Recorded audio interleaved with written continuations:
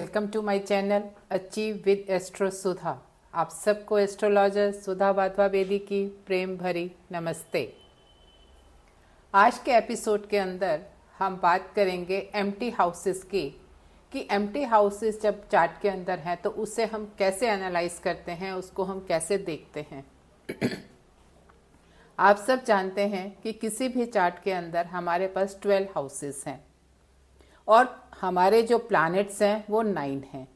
अगर सभी प्लैनेट्स एक एक भी बैठे हों, इवन देन 3 हाउसेस आपके चार्ट के अंदर ऐसे होंगे जहां पे वो कोई प्लैनेट वहां पर नहीं होगा, क्योंकि 12 houses 9 planets and it is very rare कि सभी प्लैनेट एक एक में हों।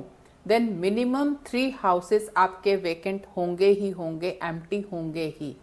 एंड मतलब आप जनरली यू कैन टेक कि जैसे सन एंड मरकरी बिल्कुल पास पास चलते हैं एंड 80% चार्ट्स के अंदर सन एंड मरकरी इकट्ठे होते हैं। When these two are together, इसका मतलब कि आपके 4 हाउसेस के एम्प्टी होने के चांसेस बहुत हाई हैं।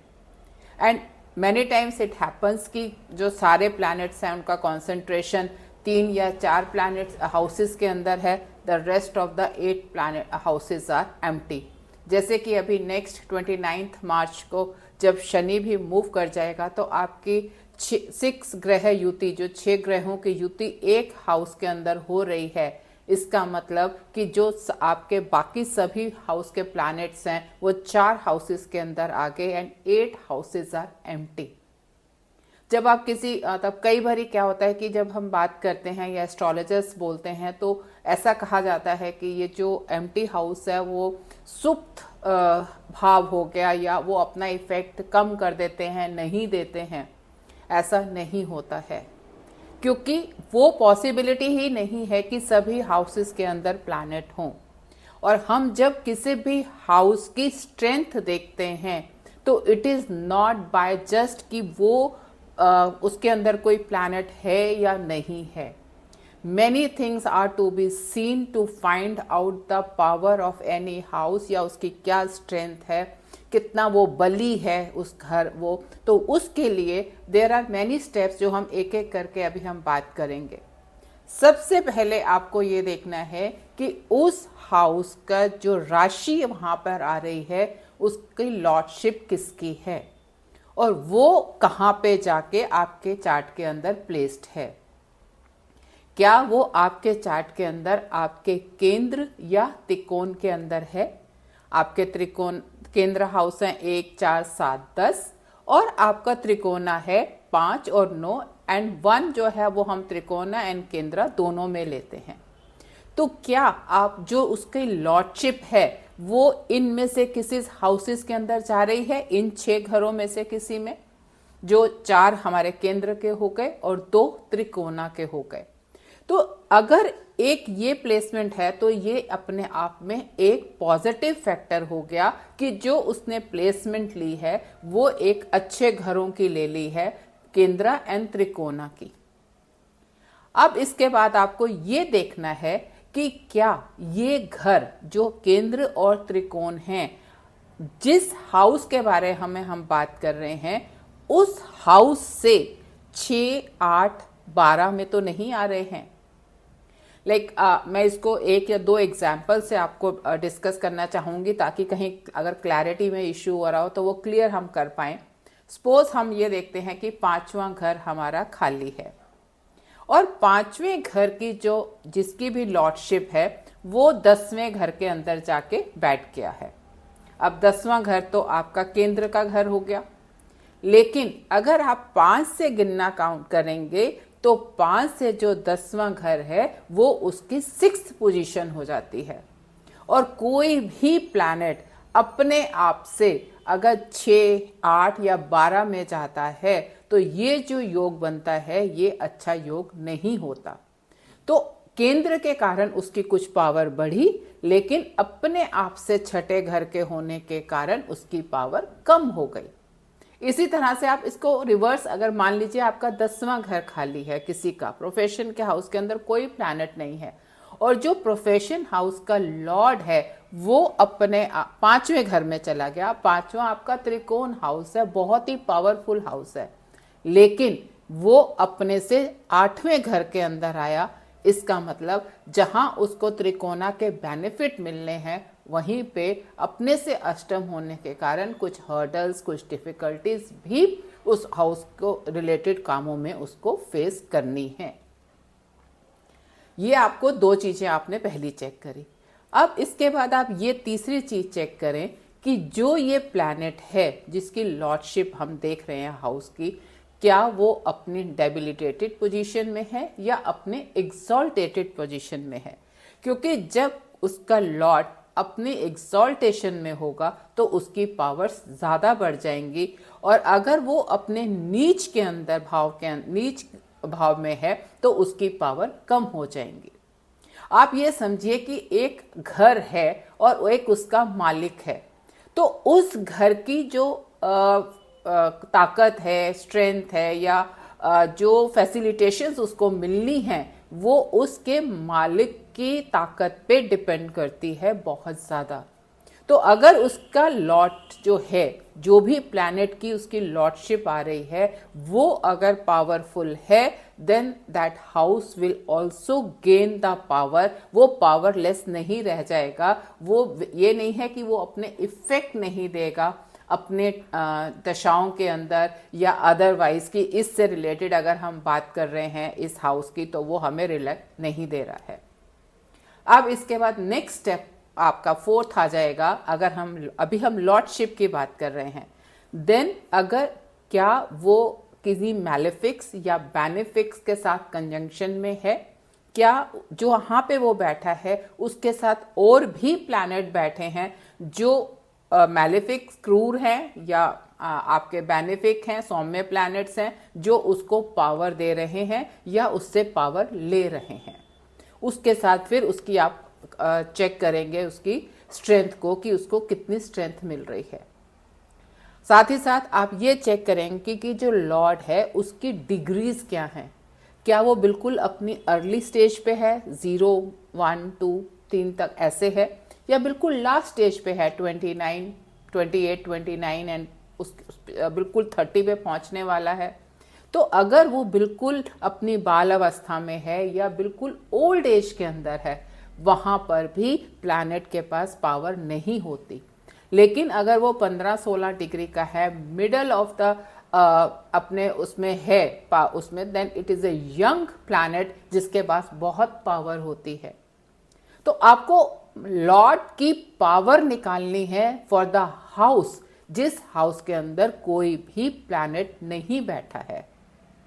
Now we move to the next steps, not second, many steps we have been discussing. Now the next step is कि उस हाउस के ऊपर किस किस प्लैनेट का एस्पेक्ट आ रहा है। हो सकता है कि आपका 7वां भाव में कोई प्लैनेट नहीं है, but you have planets in your लग्ना, और वहां से बैठ के, लगन से बैठ के जो प्लैनेट्स आपके 7वें भाव को देख रहे हैं वो अपना इन्फ्लुएंस 7वें भाव के ऊपर, 7वें से रिलेटेड एक्टिविटीज के ऊपर पूरा का पूरा इफेक्ट देते हैं। अब वो दृष्टि पॉजिटिव है, मैलेफिक है, बेनिफिक है, आपको ये सब चीजें चेक करनी है कि वो फ्रेंडली एस्पेक्ट आ रहा है या आपके एनिमीज हैं उस हाउस के। तो अब आपको एस्पेक्ट को चेक करना है कि उस हाउस के ऊपर जो एस्पेक्ट आ रहे हैं वो कितने पॉजिटिव हैं और कितने नेगेटिव हैं। Moving to the next step कि उस हाउस का, क्या वो हाउस के 12वें घर में और दूसरे घर में प्लैनेट्स हैं, और अगर वो प्लैनेट्स हैं तो क्या वो मैलेफिक हैं। मैंने आपको एक लास्ट पीछे वीडियो बनाया था जिसमें मैंने डिस्कस किया था कि पाप कत्री योग, अगर किसी भी घर के 12वें और दूसरे घर के अंदर मैलेफिक्स बैठ जाएंगे तो वो पाप कत्री योग के अंदर आके उस हाउस की जो है स्ट्रेंथ बहुत वीक हो जाती है, पावर। लेकिन अगर वहीं पे वो शुभ कत्री में आ जाता है, दोनों तरफ बेनिफिक आ जाते हैं, तो वो उस पर्टिकुलर हाउस को बहुत ज्यादा पावर देते हैं। तो ऐसे हाउस को जहां पे कोई भी प्लैनेट नहीं है, आप ये भी चेक करें कि क्या उसके 12वें और दूसरे घर के अंदर कोई प्लैनेट्स हैं जो उसको पावर दे रहे हैं या उसकी पावर ले रहे हैं। Moving to the next step, अब हर हाउस का जहां पे एक राशि प्लेस्ड है और उसकी लॉर्डशिप होती है, ऐसे ही हर हाउस का कोई कारक होता है। अगर हम सप्तम की ही बात करते हैं, जो राशि वहां प्लेस्ड है उसकी लॉर्डशिप जिसकी भी होगी फॉर ए पर्टिकुलर हाउस, आप उसे मानेंगे फॉर ए पर्टिकुलर चार्ट। किसी का 1 से लेके 12 तक कोई भी हो सकता है डिपेंडिंग अपॉन द लग्न। लेकिन जो 7वें घर का कारक है, अगर मेल चार्ट है तो शुक्र उनका कारक है, अगर फीमेल चार्ट है तो जुपिटर आपकी शादी का स्पाउस का कारक है। तो अगर आपको 7वें घर से रिलेटेड चीजों को देखना है तो आपको उसके लॉर्ड की पावर देखनी है, आपको पापकत्री शुभकत्री योग को चेक करना है, लेकिन साथ ही साथ जो इसका सिग्निफिकेटर है, कारक है इस हाउस का, उसके भी पावर को आपने देखना है। आपको देखना है कि अगर शनि वीनस या जुपिटर इन दोनों में से इन जो भी कारक है जिसके फीमेल या मेल चार्ट के हिसाब से उसकी पावर क्या है।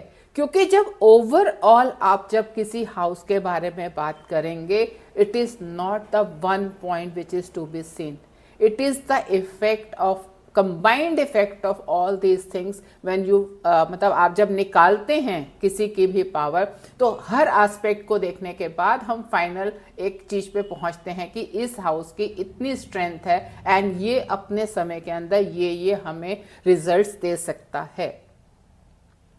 साथ ही साथ हमारे पास एक लग्ना चार्ट है, लेकिन साथ में वर्गा चार्ट बहुत सारे हम बनाते हैं, नवांश कुंडली बनाते हैं। अगर हमने 10वें घर को देखना है तो दशांश कुंडली बनाते हैं, चौथे घर के साथ साथ चतुर्थांश कुंडली बनाते हैं, तीसरे घर के लिए द्रेकान कुंडली बनाते हैं जहां से हम अपने आपके सिबलिंग्स को देखते हैं। तो अगर आपका मेन चार्ट में मान लिया कि मेरा नवांश में या 10वें घर में कोई प्लैनेट नहीं है, लेकिन जब हमने नवांश चेक किया तो देखा कि नवांश के 10वें घर में प्लैनेट है। साथ ही मान लिया आपका लग्ना के अंदर लग्ना आपका बिल्कुल खाली है, इसका मतलब ये नहीं है कि आपका लग्ना वीक हो गया। हो सकता है कि आपका लग्ना वर्गोत्तम हो। वर्गोत्तम मतलब नवांश कुंडली में भी सेम राशि आ रही है आपके लगन में जो आपकी D1 चार्ट में है। एंड अगर आपका वर्गोत्तम लग्न है then it is a very powerful लग्न। तो एक चीज को चेक कर मतलब किसी भी कंक्लूजन पे पहुंचने के लिए आपको वैदिक एस्ट्रोलॉजी में एक कंबाइंड इफेक्ट लिया जाता है। हम इंडिविजुअल चीजों के ऊपर नहीं मूव ऑन कर सकते। आपको हर पॉइंट को पहले समझना है, किसकी कितनी स्ट्रेंथ आ रही है वो देखना है। और लॉर्ड की मतलब हर प्लैनेट के हम षटबल निकालते हैं कि वो कहाँ पे बैठा है, उसका कितनी डिग्रीज हैं, नवांश में कहाँ जा रहा है, वर्ग में कहाँ जा रहा है, दृष्टि उसकी क्या है। ये सभी चीजें देखने के बाद ही किसी प्लैनेट की पावर को हम देख पाते हैं। और ऐसे ही इस सभी हाउसेस के लिए भी हमें हर चीज को पहले चेक करना है, देन यू कैन डिसाइड कि इस हाउस से रिलेटेड आपको जो रिजल्ट्स हैं वो कितने पावर के साथ मिलेंगे या वीकनेस के साथ मिलेंगे। क्या ये आपका हाउस कमजोर है या ये पावर के साथ है। तो सिर्फ एक पॉइंट पे कि ये मेरा चार्ट के अंदर एम्प्टी हाउस है, हम उससे डिसहार्टन नहीं हो सकते कि इसके अंदर कोई रिजल्ट नहीं आएंगे। सो अपने एम्प्टी हाउसेस के जो लॉट्स हैं और जो उनकी अदर पोजीशंस हैं उसे चेक करें पहले and then reach to the conclusion कि इसका रिजल्ट हमारे साथ क्या होने वाला है। अगर आपको ये एनालिसिस एम्प्टी हाउस का पसंद आया हो तो मुझे कमेंट बॉक्स के अंदर ज़रूर बताएं कि आपके चार्ट के अंदर कौन कौन से एम्प्टी हाउसेस हैं और उनकी लॉर्डशिप्स या पापकत्री या कारकस की क्या पोजीशन है और आप उससे रिलेटेड रिजल्ट्स के बारे में क्या महसूस करते हैं। और अगर आपको ये चैनल पसंद आया हो तो इसे ज़रूर सब्सक्राइब करें, लाइक करें एंड शेयर करें। आपका दिन शुभ हो। धन्यवाद।